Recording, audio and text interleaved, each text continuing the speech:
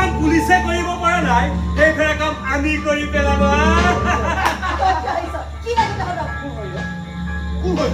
আমি মেডামৰ বাপেকৰ বৰ বিশ্বাসী মানুহ মেডামক নিবলৈ পঠিয়াইছে আমাক